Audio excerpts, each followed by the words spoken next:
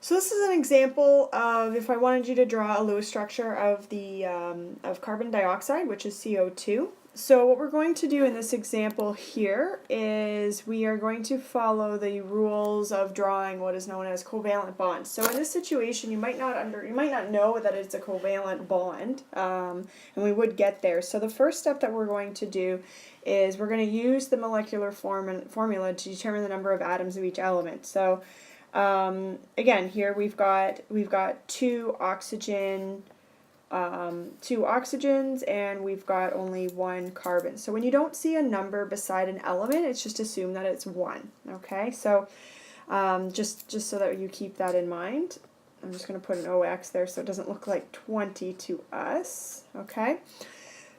So then it says for drawing out bonds, using the given connectin pattern of atoms to draw your initial structure with the atoms arranged properly. So this is what I was talking about with that when you have your single element, in this case it is carbon, that will be our central atom, and we're going to have oxygen on each side. Okay.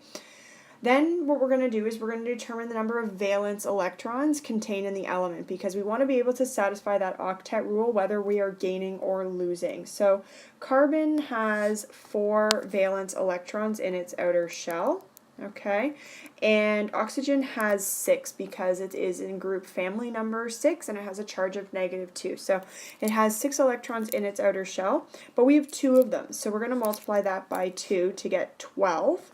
So 4 plus 12 gives us 16 electrons that we are having to place somewhere, okay?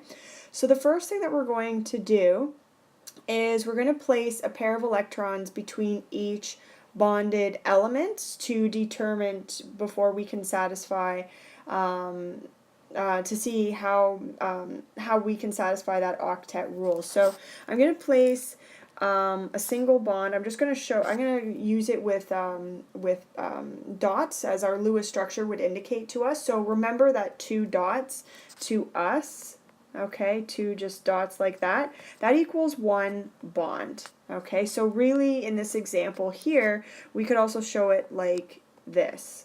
Okay, but because we're counting electrons, I want to make sure that we are still using, that we're going to use the dot formulation so that we can see exactly where we still need electrons to go.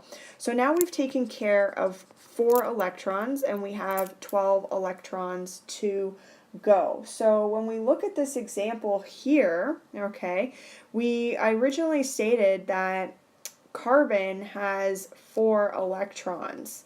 So if carbon has 4 electrons here and oxygen has 6 electrons in total, okay, I'm going to use X's for our oxygen guys. Okay, 6.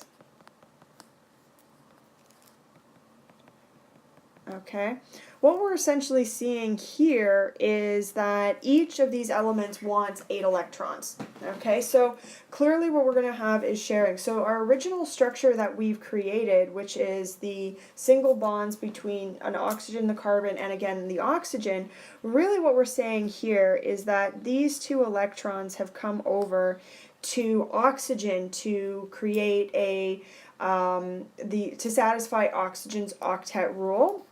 And these 2 carbon electrons have come over to oxygen on the other side to again satisfy that octet rule. So what we could ultimately, just a different approach to looking at this, so we started with 6 electrons with oxygen on our left side. Carbon's come in to give its electrons to the oxygen to create 8 electrons in total, 2, 4, 6, 8 around oxygen now, and carbon's done the exact same thing with the other oxygen, bringing its total now to 8.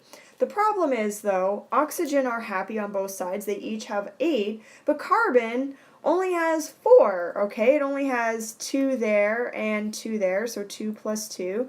That's 4. So this is a problem. Carbon is not happy still. So what we're going to do here is we're going to have oxygen come in and give us a double bond on both carbon, or both oxygen are going to come in and share their electrons with carbon in order to satisfy carbon's desire here. So if we were to rearrange this once again, okay, we still have those two dots that carbon gave, but now oxygen on the left side has allowed itself, it's going to share its two electrons with carbon.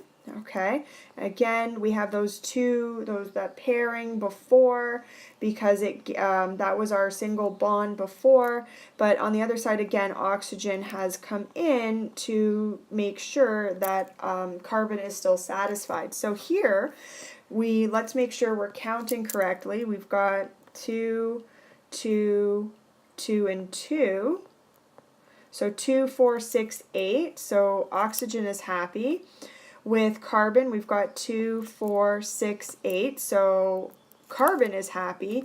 And the same on our right side here. So 2, 4, 6, and 8. Oxygen is happy. So if we were going to look at this as a complete structure, I'm just going to erase the counting of our electrons here because I've run out of space. Okay, what we would actually see here is oxygen double bonded to carbon, which would then be again double bonded to oxygen, and that would be considered that final structure. And now we've satisfied that octet rule. So I hope this helps.